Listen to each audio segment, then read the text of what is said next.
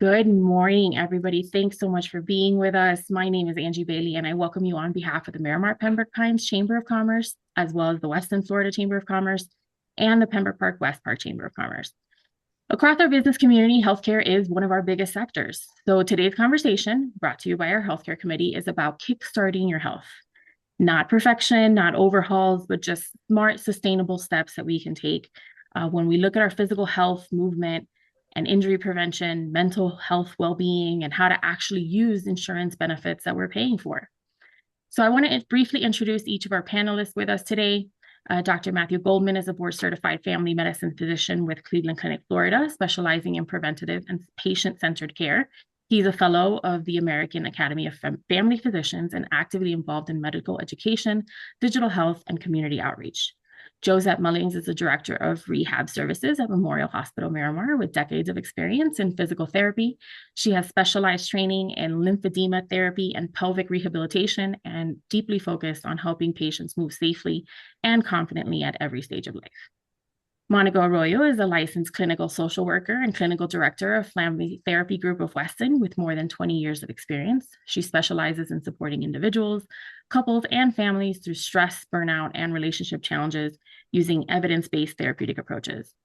And Carol Cook Dixon is a health insurance professional with over 25 years of experience helping individuals and businesses navigate health coverage. She works across Medicare, group plans, and marketplace options with strong focus on helping clients fully understand and maximize their benefits. So today's goal isn't to overwhelm anyone.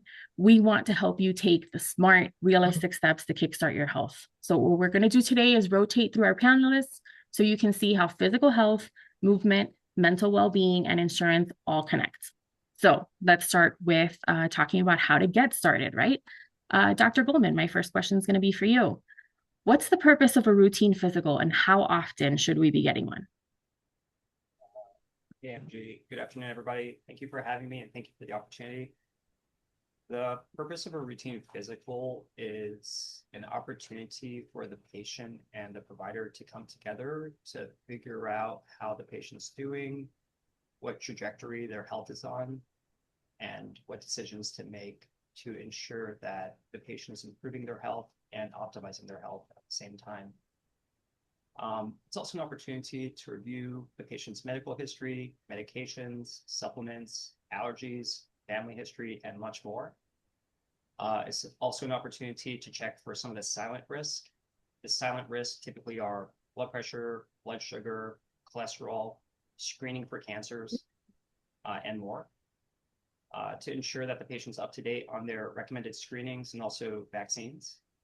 And then to set a plan, goals, how to reduce risk, when to follow up, etc. How often should one get one?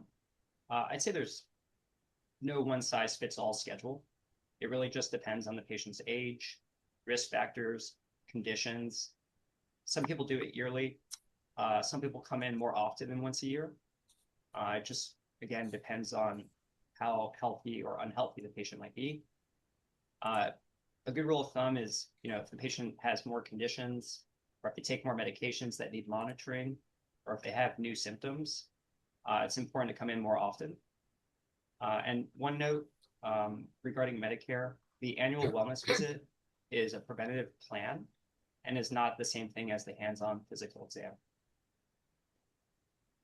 No, that's important. So when someone understands where they stand medically, the next step is usually let's talk about movement, but safely.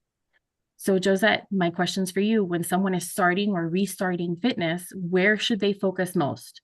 Strength, endurance, balance, flexibility, or all of the above? Actually, it's all of the above. And it also depends. I can say that it depends on what your goal is for the new year or for whatever fitness goals you have, your activity level, and also your age. I know that as we grow older, our priorities change. So the rule of thumb for us as physical therapists, if there's something, and it's probably the easiest way to determine what you need to focus on, is if you feel stiff, then you need to work on your strength and your flexibility. If you feel weak in some places, then you focus on the strength building of those muscles. And then if you feel as if you're tired all the time, then you have to work on your endurance. So, but really the goal is to work on all of them. Especially if we, as we grow older, our balance becomes, harder to maintain. Then you have to work on the strength and the flexibility in order to improve the balance. First of all, I would work on the posture, okay, because especially now that we're always, working on the computer, working on our cell phones, posture is very important because you focus on those core muscles. And you don't have to, when you're trying to get your fitness goals, try to think of micros instead of macros. Work on little steps at a time, because some of us would want to work, when we are making our goals, we want to say, oh, I'm going to, lose 60 pounds. Okay, but that goal can be so daunting to most of us that, we start really well during the first month, and then the second month, we just fail. So in terms of, starting your goals for fitness and movement, try to think of small things first. Like instead of saying, I'm going to lose 60 pounds, try saying, I'm going to start walking for 10 minutes each day. And then you add 10 minutes each day, work on that endurance. And then once you're done with the endurance, then you can start adding weights to your physical fitness. That's wonderful. And you make a great point about, long-term sustainability. And we're definitely going to talk about that. So I'm excited that you brought it up. But a lot of people hesitate to bring that first step because they're worried about either the cost or the coverage. So Carol, my question is for you now in terms of getting started. What does maximizing healthcare benefits really mean? And what preventative services are typically covered that people don't realize are covered in their insurance? Hi. Well, first, hi everyone. It's great to be a part of this panel. To maximize your health benefits in 2026, I've focused on 3 areas. 1, leveraging the no-cost preventive services. 2, utilizing those tax advantage accounts, HSAs and FSAs, strategically timing your medical procedures, and most importantly, are you accessing all those hidden perks and discounts within your benefits? So let's specifically talk about the preventive services. The Affordable Care Act mandates 10 essential benefits within every plan. 3 categories: your annual wellness visits, schedule them, they are all covered at 100%. Screenings and immunizations, flu is going crazy. These cover free blood pressure checks, your cholesterol checks, diabetes screenings, depression, flu shots, abnormalities. These are all covered at 100%. Then your cancer screenings, your, depending on your age and gender, once you're over 45, services like your mammograms, your colonoscopies, contraceptive counseling, all these things are covered at 0 cost within your health benefits. We find that only 8% of Americans are really using these benefits. They go to the doctor and then that's it. And then the year is ending and they say, oh my goodness. So these are many of the screenings that you need to use within your health plan benefits, which cost you 0. Absolutely. So that's a great point. Make sure that you're looking at the timeline of your insurance, that you're using all those benefits. So like Dr. Goldman said, those things that, you need to schedule at least on an annual basis, you're looking at your healthcare, benefits and making sure you're using all of those. Let's not leave anything on the table, folks. So Monica, my next question is for you. So sometimes even when care is available, right, mental and emotional barriers can still stop people from following through, right? So what are some practical strategies that adults can use to manage stress and anxiety when you're trying to make these healthier changes? Thank you, Angie, for having me here today and talking about this very important topic. And like everybody has said, sometimes we prioritize our physical health and we tend to leave mental health to the side because we just figure that it's going to just get better. But what we do know is that when we are stressed out, when we are over anxious, and it impacts also our physical health. So some of the big tips that we give is, number 1, just recognize when you're feeling overwhelmed. Are you feeling frazzled? Are you feeling like you're trying to go 1,000 miles an hour and just your body can't go with you? Part of what Josette was saying is sometimes with age, we can't go as fast as our mind wants us to go. So recognizing when we're feeling overwhelmed, taking a moment, believe it or not, slowing down actually helps a lot. Our brain, when it's going in full force, we can sometimes grasp what we need to do. But this is where the tricks such as mindful breathing, having a few deep breaths in, deep breaths out, actually resets that part of our brain that is the fight or flight response. Because when we're stressed out, we have extra cortisol in our body that actually impacts many of our organs. But if we're also able to just take a break, if we're able to walk, if we're able to just stretch, it helps to burn out that cortisol so that it doesn't have to stay in our system. Another trick that we give is also being able to set realistic expectations of how much time we have.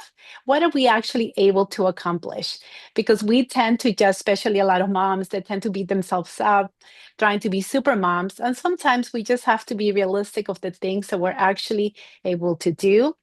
And if we're still feeling stressed out, we are able to lean into our support system. You know, many people we do check with their primary doctor or end up with other caregivers, such as physical therapy, trying to make sense what's really going on for me. Is it stress? Is there more to the story? So definitely, if you're feeling extremely overwhelmed, then checking in with your practitioners is an important first step. And sometimes just getting that first step done can also remove that mental block, right? So just start with making that appointment. That should just be the first step. Let's just put this into tinier chunks and let's make that appointment. Let's get into go see Dr. Goldman. Let's get our physical therapy done with Josette, all that stuff. So wonderful. I want to talk a little bit more about the follow through. So what comes after that first step? Dr. Goldman, what should someone do ahead of a physical to make the visit as useful and productive as possible? Yeah, thanks, Angie. And great points, everybody. I think this is, in my opinion, probably one of the most important topics I'm going to cover. Preparing for the visit is very important. How many times does somebody show up and, try to recall what's on their mind, what's been going on lately, and then leave and then realize that they didn't cover what they needed to during the appointment and then reach out after the appointment. So if you could dedicate some time to jotting down maybe the top 5 priorities that are on your mind that you want to make sure get covered during the appointment, I would very strongly suggest you do. What questions do you think you want to ask? What symptoms are you having lately? What goals do you want to achieve? I would also suggest that you bring in a list of medications and supplements, and more specifically, the names, the doses, and how often you're taking them. Also, try to bring in any key updates since the last visit. Have you gone to the emergency department? Have you gone to urgent care? Have you had any new surgeries? Have you been diagnosed with anything new? Also, going back to what we were talking about earlier regarding the silent diseases, make sure you're bringing in your readings from home, your blood pressure log, your sugar log, your weight trends. A lot of devices now sync to your phone, and it's become a lot easier to show your provider during the encounter, exactly what your sleep is doing, exactly what your heart rate's doing, what your heart rhythm has been. So if you're not utilizing those devices, I strongly suggest you do. Also, bring in your vaccine records, especially if it's been a while since that was updated, because we want to know, when your next vaccines are due, and we want to make sure that you're on top of it, especially if you're going to be traveling abroad.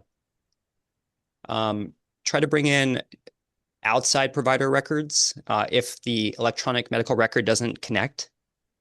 So if there's someone you're seeing for a particular issue and the system that they use is different from the provider that you're working with, then there's a good chance that the provider you're working with doesn't have, your most recent mammogram, for example, or your most recent colonoscopy, for example, or your most recent pap smear or your blood work.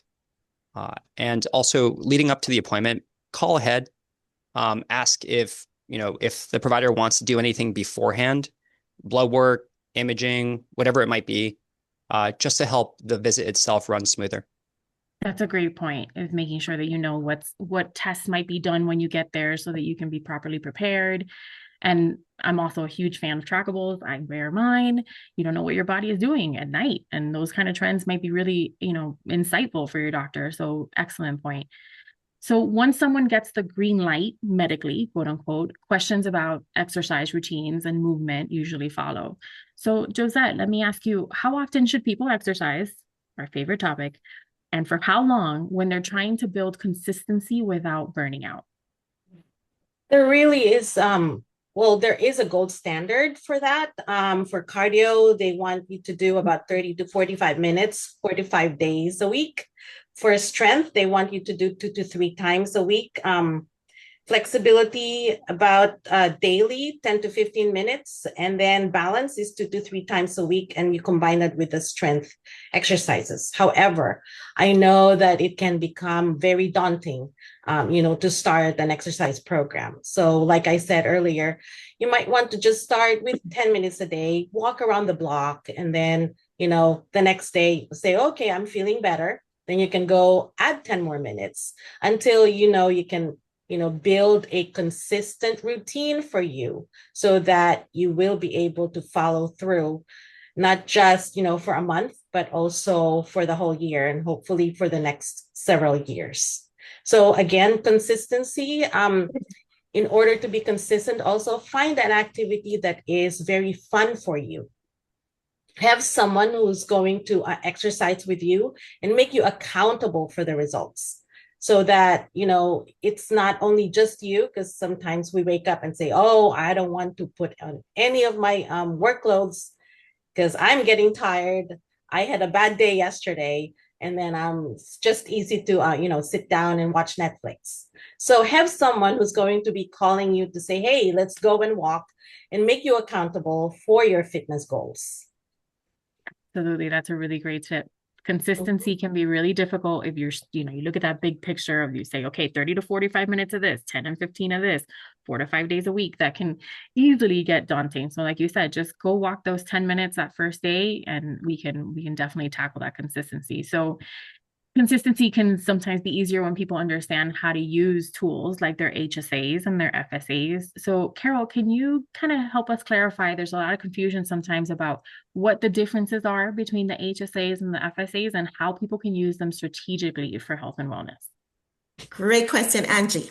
So, with the exception of some group plans and some small business owner plans, many of us would have just completed open enrollment under the Affordable Care Act. Many persons don't even realize that they may have purchased plans called HSA eligible. HSA stands for Health Savings Account. These are accounts which allow the persons, the insured, the employee, to put aside money towards paying their out-of-pocket healthcare costs and reduce their incomes.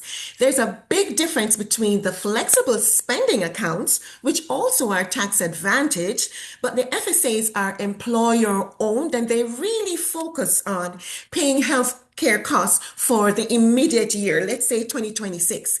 HSAs allow you to put aside monies which can be rolled over from year to year to year, and these are employee owned. So for example, 2026, the government allows you to put aside $4,400 out of your pocket to cover healthcare expenses. And guys, would you believe that you can roll this over, especially you're healthy and you're doing everything that the doctors and everybody is saying? You never realize that when you come to retirement, you could probably have a real nice nest egg set up there if you're using HSA accounts. So they allow you to roll over. It's owned by you, and you can even invest in accounts like investment accounts like 401ks. They're easy to set up. You can go to your bank, ask to set up an HSA account, or some of the employers or the small business owners will work with the health insurance companies to set up those HSAs. Differently is the FSA plan. The contribution limits for 2026 is just $3,400. Never normally able to roll it over, with some exceptions, the employer's choice. It's employer owned. So if you leave the company, it doesn't go with you. And any employer sponsored plan can be used for that. So if you want to minimize, it can be that level that will get you from one tax bracket to the other by maximizing and using those HSAs and FSAs. Make sure that you check your plan to see if you are eligible. That's an excellent explanation of the difference. So both tax advantaged, which we like, right? But one is the employer gets to keep, which is the FSA, that's theirs, and HAC is the employee directs, correct? Did I Yes. get Well, that right? the employee puts aside the monies, From but there. one is controlled. In the FSA, the employer controls it, and it cannot be rolled over for the most part. Gotcha. Whereas, and it has to be used within the same year, versus the HSA, which is rolling over and it goes with you wherever you go. Beautiful. So that's a very important distinction. I love that. Yes. But even with the right tools, motivation and burnout can definitely derail our progress when we're trying to get healthy. So, Monica, my question is for you. What advice do you have for people that are struggling to maintain that work-life balance and avoid burnout when they're trying to prioritize their health? No, absolutely. And burnout is such a big topic nowadays. There's a lot of people that are struggling with burnout. And so we define burnout when we are actually exposed to prolonged stress without a break. And so the way that burnout shows up in terms of symptoms is we might be irritable, we might be fatigued, but the biggest thing is that we lose that like passion for what we're doing. We almost are disconnected from like whether it is our business or our job or the project that we were working on. So one of the best ways to manage burnout that happens to all of us is definitely taking moments to have mindful pauses, because it's not just about taking a vacation, but it's about building moments of mindfulness in a daily basis so that your brain is able to take in what you're experiencing around you. We have to do a great deal of self-care. Exercise, kind of what Josette was also mentioning, is super important to manage burnout, because it feels like we have this empty cup, and no matter what we do, it's hard to get to that place to feel like we are already beginning to feel good again. A lot of people are used to working 14-hour days. We have to be able to set clear boundaries with our work. A lot of people work on the weekends as well. And I know it feels like we're being productive, but we also have to be able to set that time between dividing life and work, prioritizing what's more important, my health. Yes, we got to keep the job, but if you are not okay, you can't keep the job. And also noticing when I'm beginning to get into that burnout. Can I delegate? Can I put other with all the AI tools now? There are there things that can be done with extra help, because we're not productive when we are actually burnout. So burnout is a big component, and as employers notice it, because the employees are not doing the job that they used to do. And so now we're having more conversations about it in the workforce when we're beginning to see the signs. And part to what Carol was saying, a lot of our health insurance covers, mental health. If you have an EAP, an employee assistance program as well, they will cover the mental health component so that you're able to check out if burnout is getting the best of you.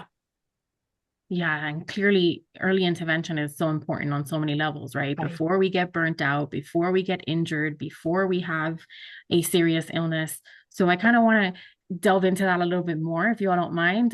Dr. Goldman, my question for you when it comes to early intervention, what kinds of conditions or risks can routine physicals help detect or prevent early? Yeah. So routine visits and physicals can help detect and prevent those silent diseases I was talking about earlier. A lot of people don't know if they're not checking that their blood pressure might be high, and how often it becomes high are both important.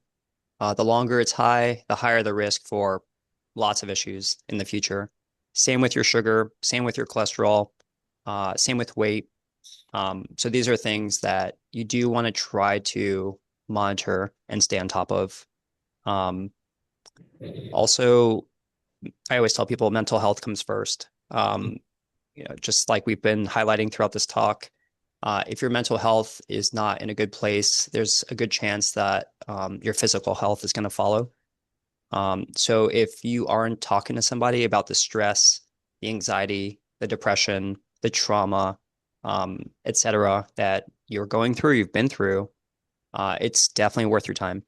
I always tell people, find somebody you can work with that allows you to feel heard and validated, and vulnerable. And if by the second session, you're just not jiving with that person for any reason, maybe it's worth trying somebody else. Nothing personal. Just make sure you're getting the help that you need. Also, ensure that you're getting the appropriate age risk-based screenings. So again, checking your heart, checking for cancer, etc. Also, again, make sure that you're up to date on your vaccines and taking steps to prevent serious risks like cutting back on smoking, cutting back on alcohol, trying to eat the right foods, trying to get enough exercise, trying to get enough sleep, ensuring that you and your family are safe at home. Not always easy. Life likes to get in the way, but just make sure that you're having these conversations with your provider so you can come up with ways to navigate these avenues. And then, of course, during the physical, create a plan to reduce long-term risk. Instead of doing unnecessary broad testing, try to hone in on exactly what you need. And then I'd like to just add, a physical is a really good opportunity for your provider to listen to your carotid arteries in your neck, to listen to your heart for a murmur, to look inside your ears, to look at your eyes, feel your lymph nodes. Make sure that there's no major changes happening that you didn't realize are happening, so that you can catch things as early as possible and intervene as early as possible. No, that's excellent. I mean, that says a lot about, we need to understand that just because we feel good doesn't mean that we can skip our physical this year. Oh, nothing's wrong. I haven't gotten sick. I feel perfectly fine. We don't know what's going on behind the curtains, right? So we definitely have to make sure someone is keeping their finger on the pulse, no pun intended, on those symptoms and those risks that might be appearing for us. So that's so important. Thank you so much. Some of those risks can also show up physically during workouts, of course. So Josette, I want to ask you, what warning signs, should someone look at, or if they need to stop exercising or seek professional care before they continue? It's just like what Dr. Goldman said and other things. You have to look at, if you're having any chest pains while you're doing the exercises, you might be pushing yourself too much.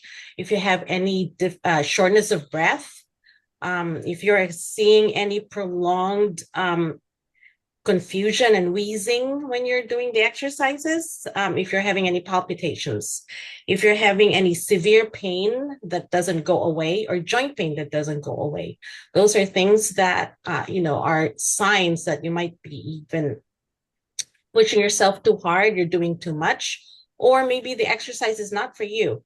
Sometimes we go in and we look at all the machines in the gym, and we're like, oh, I'm going to do that. I'm going to do that. Maybe it's not for you. You start with the treadmill. If it's working, if it's working well for you, then you add, several more minutes. And maybe the gym is not the place for you.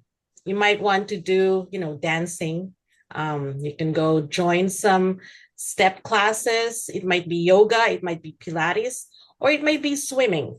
So, start with something that's going to be on your level if you're just starting, and then progress from there, and you don't want anything that, is going to hurt you or make you, have any pain. It's like, I know that a lot of people say no pain, no gain, but at this point, I think that's not true. So. Maybe in our 20s, right? But once you get over a certain point, no pain, no gain. If you have pain, we should stop, is what we're saying. Yes. And then also make sure that you have someone, if you're going to the gym, make sure that someone's spotting you. Someone is going to be, a professional, have an athletic trainer over there who's going to make sure that you're doing the correct form when you're doing some weights and when you're, lifting up 150 pounds. So make sure that someone is there with you to make sure that you're doing certain things correctly. That's an excellent point. And a lot of gyms, if you do go and ask, they will send somebody over to make sure that you are doing each machine the way that they are meant to be done safely and appropriately. So that's a great tip. Carol, let me ask you, since a lot of insurance companies sometimes have gym memberships as a perk or benefit, are there some lesser known benefits like that in health plans that people commonly overlook? Oh, definitely. So many of them. But before I answer this question, I'm going to ask a rhetorical question to the group. How many of us have ever gone online and set up a member account? Do you ever look at your summaries of benefit? Do you even look at what it means to have hidden perks and discounts? No. Many people do not. So let me just remind everybody what these hidden perks and discounts are. Wellness rewards. So many people can earn gift cards or premium discounts by tracking your steps, getting a physical, or even completing a health survey. There's so much money to be earned in rewards. Set up your account, go through the summaries of benefits, and just ask your healthcare agent what these are. Another thing is we're talking about healthcare, being healthy and all of those things, fitness and lifetime. There's so many gyms in our areas. Oh my God. Check your plan portal for discounted gym memberships, free health coaching, subsidized weight loss premiums. Let me say that again, subsidized weight loss premiums. So much is so much talk. We have so much talk about Ozempic and all of those things. Do you realize in your healthcare plan, there are so many subsidized programs that can help you to reach your healthcare goal? Another thing that is taken for granted, and it may be going away at the end of this month, and I have to double check, is telehealth. So many persons don't realize that it's free to talk to your healthcare providers by telehealth. Hello, we're maximizing our healthcare benefits. And do you realize that instead of going to the emergency room, the ER, you can actually get a lot of those services through the urgent care, and they are much, much cheaper. Guys, this is about maximizing your health benefits for 2026. Some other cost savings tactics, stay in network. Yeah? Some of us may have an EPO or an POS plan. Stay in network. Verify the providers. You have pre-negotiated lower rates. Switch to generic drugs. As a healthcare agent, I see so many persons coming to me with higher tier level drugs, and the doctor, well, defer to your doctor, but there are so many generics that are alternatives to all of this. Are we using acupuncture? Are we using so many other things that are provided within your plan? All right, so these are many of the hidden perks and discounts, and you can take me for lunch if you use them this year and maximize those benefits. And I strongly encourage you to do so.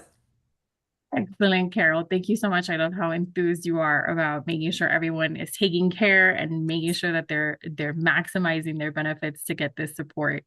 And so much of this support also matters emotionally and not just physically. So, Monica, I want to ask you a question when it comes to making sure that we're getting them there early.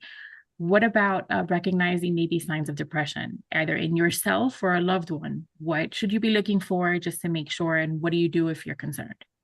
No, and thank you, Angie, because I think that is so important, right? A lot of people just feel like, oh, anybody can be depressed. But when we are looking at depression, we're looking at a persistent and severe depression, right? At any moment, we might have a moment of sadness, but it's when that depression really turns into over 6 weeks, we're looking at key elements such as there is an impact on the energy level. There is an impact on they're no longer doing the things that they used to do, going to the gym, gardening, painting. Their sleep definitely gets impacted. We are seeing that with the Aura Ring, a lot of people are able to manage, how much they're sleeping. Their eating habits change. And the biggest thing that we see is when they're beginning to withdraw from their loved ones. They're no longer going to the family functions. They're no longer going to go see friends, right? That's when we begin to really see that they begin to just take a step back from the things that used to just give them joy.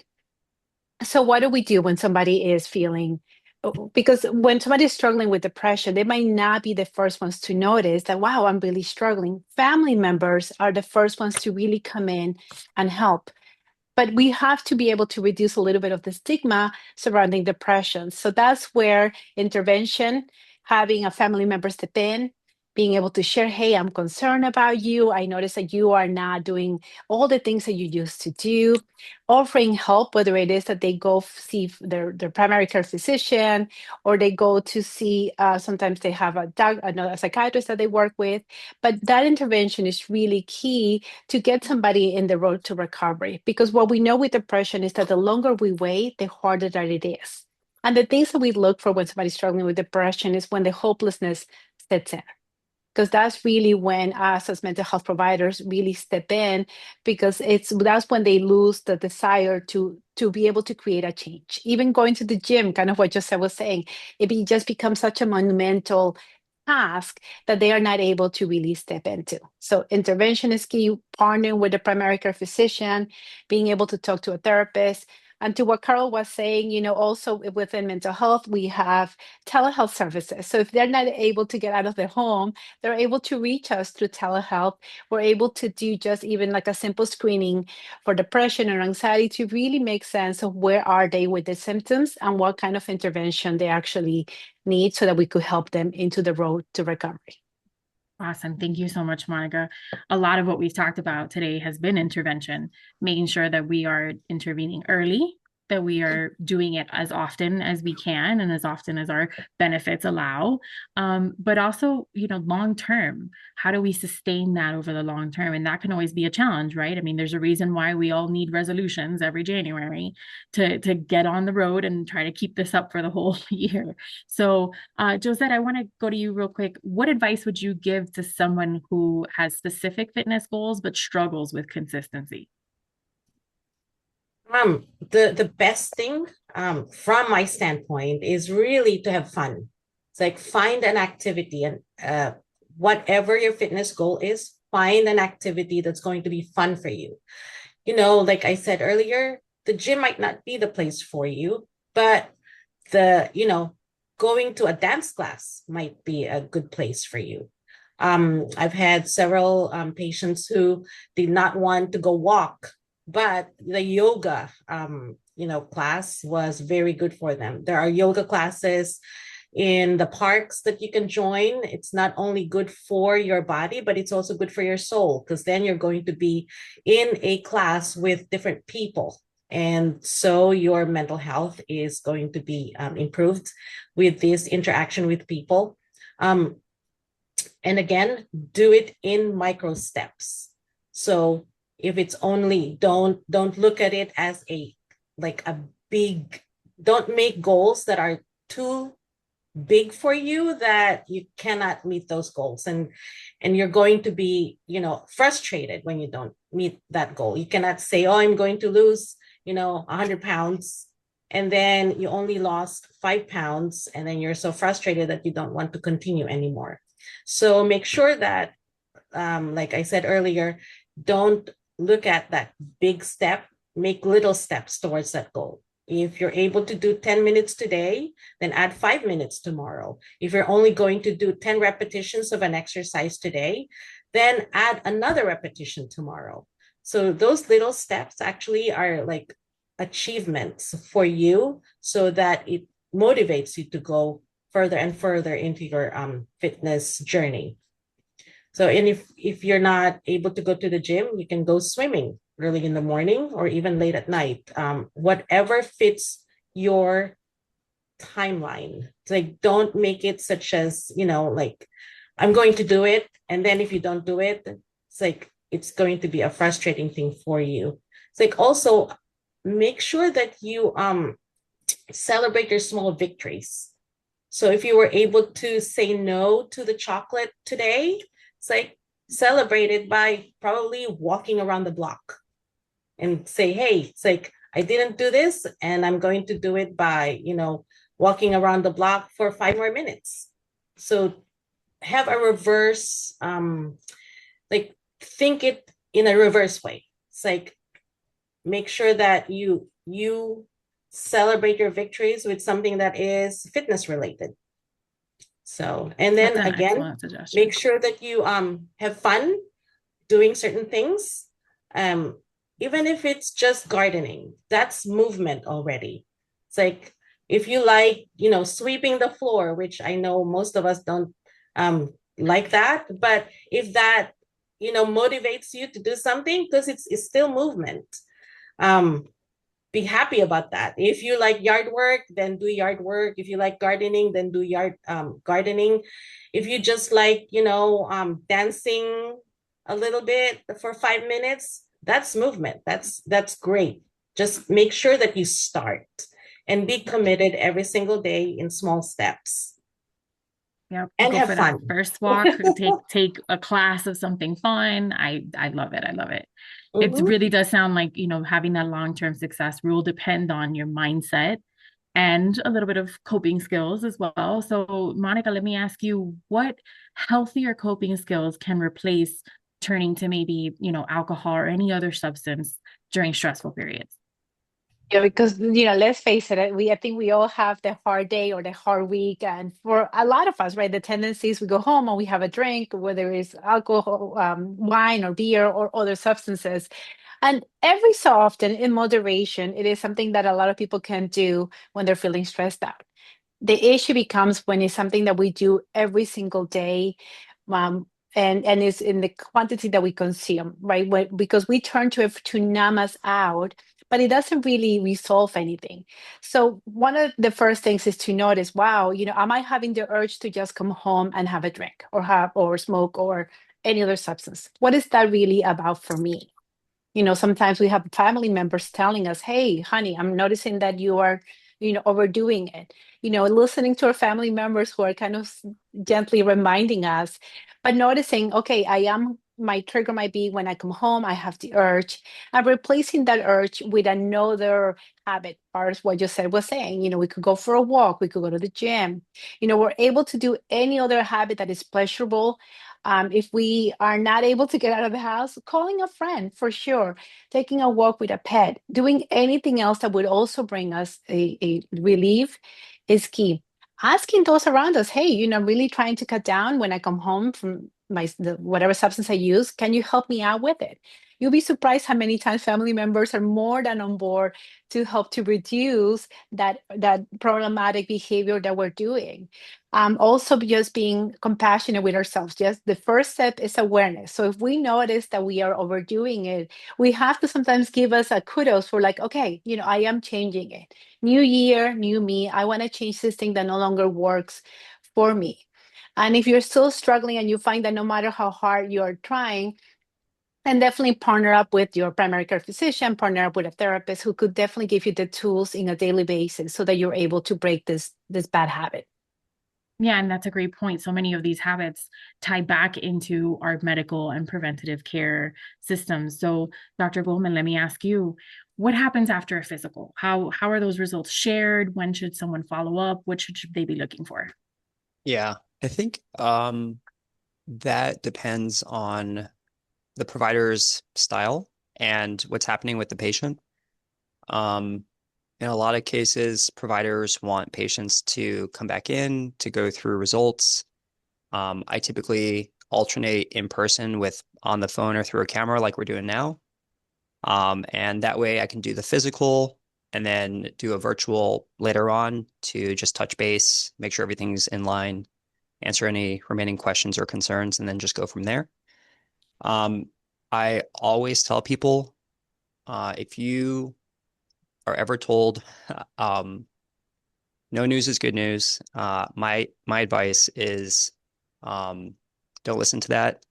Make sure you follow up on the results because I have seen patients in the past go through some pretty scary stuff that should have been communicated that wasn't. So always follow up on results. Make sure that you know what's happening. Ask the provider, when they think they should see you again. Generally speaking, every 3 to 6 months, if you have some issues going on. Every 6 to 12 months, if there's not too many issues going on. It really just depends on your particular situation, and that's decided between you and your provider. So talk to your provider about that. Make sure that you have clear next steps. If you start a medication with your provider, make sure that you and or they are touching base with one another to talk about how things are going, if you're noticing any side effects, what your numbers are doing in response to, or how you're feeling in response to the medication. I think these are the big ones. And maybe a small plug for what I do. So there's really three main avenues to primary care. There's routine primary care, which is what I've sort of been alluding to throughout this talk. There's concierge medicine, where you pay an annual membership fee, and you typically have 24/7 access to your healthcare provider. And then the third avenue is what I do, and that's called executive medicine. Executive medicine is a very comprehensive annual visit.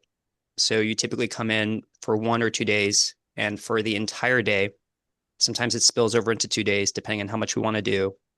We are screening and testing for a very long list of things. And a week later, I send you and your primary care provider a very long summary of everything that we talked about, we covered, and we found. And that kind of helps guide the decision making between you and your primary care provider for the entire year. So there's different ways to go about approaching your healthcare. It just depends on, what you want and what you think is best for you. Thank you so much, Dr. Goldman. You've alluded a couple times to what I consider being called just active advocating for yourself as a patient. Before you go into that, sitting with your physician, are you asking all the questions? Are you remembering, to follow up? Like you said, don't wait for them to call you. Go ahead and follow up with your doctor's office and make sure that you've got, all of your next appointments and prescriptions and everything set up, because systems can be what they are, and we want to make sure that nothing gets left out of being reviewed with your doctor. So those are excellent points. Thank Angie, you so much. Sorry, if I can add one last thing. I won't say how old, but I have a patient who's over 105, and I've asked her what her secret is, and her response is be assertive. Absolutely. Make sure you're advocating for your health. Yep. I think that, and if it gets us to 105, I'm gonna start right now. That's a great advice coming from her. So that's wonderful. So when it comes to follow-ups and whatnot, Carol, this question is for you. Sometimes coverage comes into question. So I want to make sure that we also discuss what's one thing that people should be doing annually to make sure that their health coverage still fits their needs. They need to review with their health insurance agent. And it is one thing to have health insurance and to speak with an agent, but there's another thing about having a relationship with your health insurance agent. Even if some of your plans allow you to automatically enroll, you need to have that revisit to see if your income allows you to get more subsidies if you're shopping on the health insurance marketplace.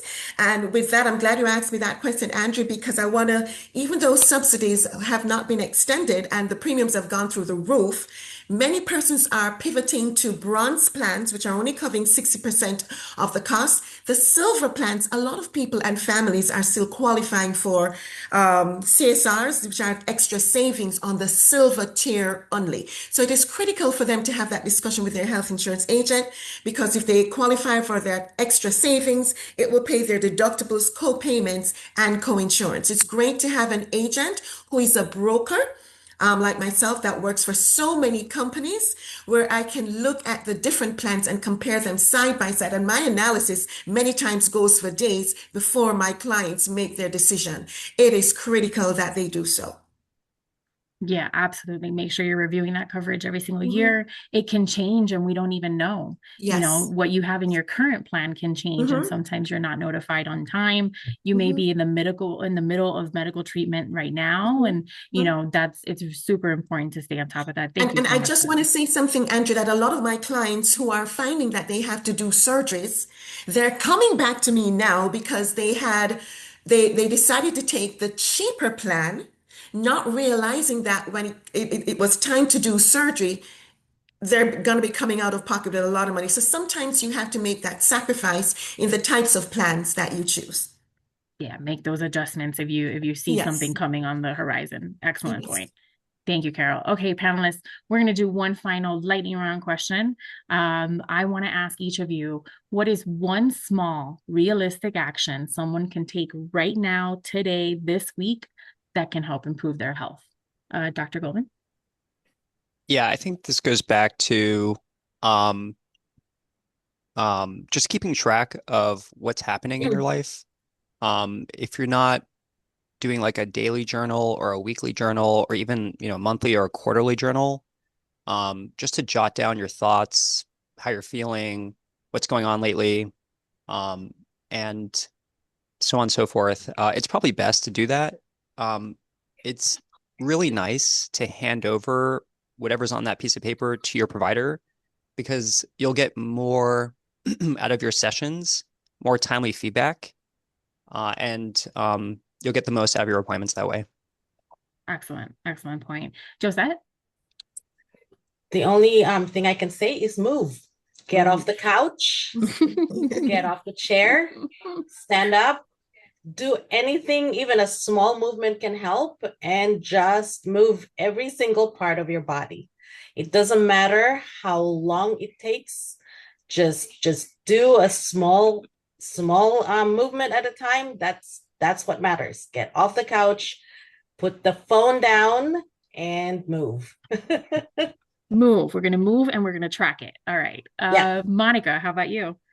Absolutely. So it's having a moment of gratitude every day. If we are able to close the night, just reminding yourself what is the good things that did happen, right? The noise is always there about all the things that go wrong.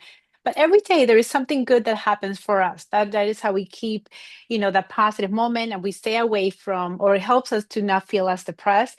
Part of what Dr. Goldman was saying, if we're able to just have that journaling, if we journal the good things, what am I learning today? What's making me a better person? That is how we continue to move it forward as we go on in our lives. I think that's an excellent point. I was going to bring that up as well. We should be tracking our gratitude also. So Absolutely. we're going to move. We're going to be gracious about it. We're going to have the gratitude and we're going to track it. And Carol, what about you? Well, you asked me for one, but I'm going to give you two. Many of us procrastinate. We don't get our flu shots. I am one of them. So please, I'm encouraging everybody because I've been seeing too many of my clients and my friends getting the flu. Go out and get your flu shots. And the second one is cancer screenings. Guys, I cannot emphasize that enough. Please, this is coming from experience as an insurance agent. I'm seeing so many persons getting the big C. Thank God there are, if you catch it in time, there are great success stories. I'm urging everyone to get those screenings. Get them off the couch.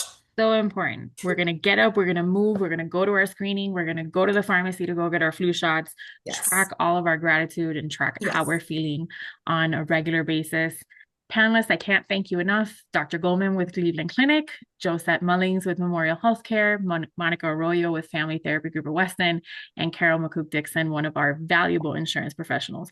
I also want to give special thanks to our trustee partners at Cleveland Clinic and Memorial Healthcare. And last but not least, our healthcare committee for putting this together.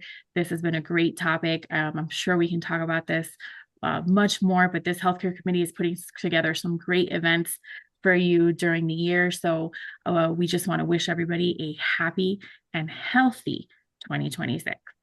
Thank you. Thanks, Angie. Thank you very much. Everyone.